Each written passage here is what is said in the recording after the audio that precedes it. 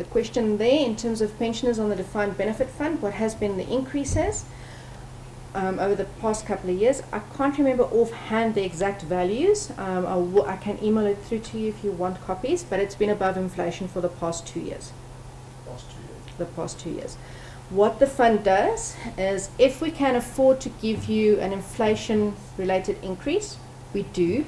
If we can top it up with additional, we do as well. And that depends on our investment returns. This year we gave around 7% increases. In 2015. The guarantee is 75% of inflation that we will increase with. But we do every 3 years. If we haven't been able to give you inflation, we try and catch up and by giving you an additional increase. But once again, it depends on markets. Over the past 2 years, we've been able to give you above inflation increases. So we're very happy about the inflationary increases we've been able to give. Yvette, I think that's a very important point that Prof. Walters asked there, is that remember that the guarantee for the defined benefit pension fund is a university guarantee, so the university has to fund if it's under or over. So the policy is 75% of CPI.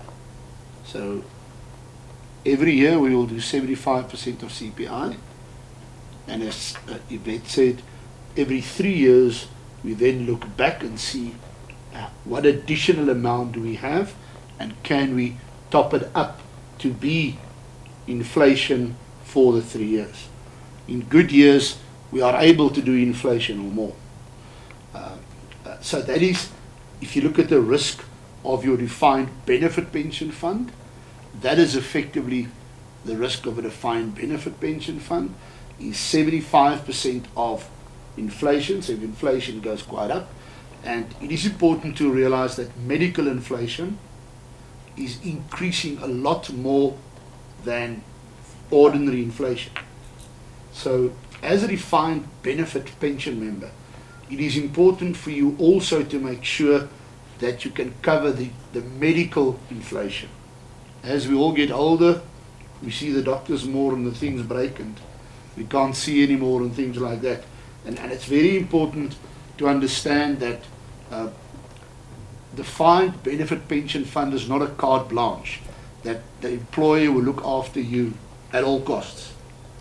There are certain guarantees which the employer will guarantee, but medical inflation and other things runs away, and that is not part of the scheme. The scheme is 75% of inflation, CPI. So it can come to a point where your monthly pension cannot pay for all the expenses. So this cannot be your only investment. And if it is your only investment, you have to look at how you structure your monthly expenses when you retire. But I think it's very important to understand that there's certain principles which the university stroke the employer will guarantee. But there are things outside that's not in that. And I think that's one thing that those people need to understand. Exactly the same goes for the defined contribution. We, on the defined contribution, we get the returns that we have. And those returns are currently higher than inflation, but lower than medical inflation, because medical inflation this year will probably be between 12 and 14%, where the CPI was 5.2. So if you get in the wealth creation 11% for this year, you did well in terms of your ordinary inflation. But in terms of medical inflation, you don't. So again, this is not, it is important to understand that only the university's pension fund only will not keep your living standard as you have it now. For defined contribution members, you must realize that you make contribution on a percentage of your salary. So we all had to make a choice this year. If you didn't make a choice, I think it's 75 or 70%. So there's a standard. So when you retire, remember, your pension fund is now built on 70% or whatever percentage of your salary. So you will not be able to retire at a living standard of 100% because you have not saved at that level. So you need If you want to stay as you have now until you die, you have to have other investments as well. Because the pension fund is based on the percentage of your salary. And the return that you'll get out of it can't fund 100% of your lifestyle. So that's very, very important that people needs to understand. And if you are under the 350,000 bracket, you need to consider if you want to go up to the maximum, which is 80% of your salary, in terms of your contribution. And that you have to speak to your financial advisor. The pension fund, we don't have that insight or knowledge.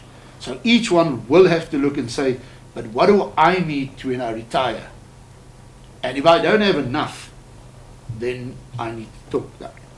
There is a calculation that we do which is called the net replacement ratio. Now that is effectively something that will say to you at what level are your retirement funded. And you can have a chat to Yvette on that, and it's for each one it's individual. And that ratio you need to take to your financial advisor and say, this is where I am now. These are all my other investments. How will I be able to retire going forward? And that is quite a very, very important thing, that you need to take the net replacement ratio and take it to your financial advisor and say, this is with all my portfolios what I have. Do I have enough to retire on? Can I add something? I was once at a Alexander Forbes discussion where this guy that was Nobel laureate 20 years ago. And he said, if you see you haven't got enough money for retirement today, there's three things you can do. One is to take risk. And risk is not necessarily good. You know, see what's happened with the stock exchange now. But risk is the one thing you can do. The other one is to save more while you work. And the third one is to spend less when you work and when you retire. It's the only options you've got. So you have to look at it. That's why on your benefit statement we're going to say, your fund is 1.2 million. But in today's term, it will give you 15,000 Rand a month. Then you must think, how much am I spending a month? Is that 15 going to be enough? And then you need to start cut now and contribute more to your fund. So you need to start as soon as possible. It's always sad that it's only the people close to retirement that's at a session like this, where it is the young ones that should be, so that they can start saving enough. The University of Johannesburg. Rethink, reinvent.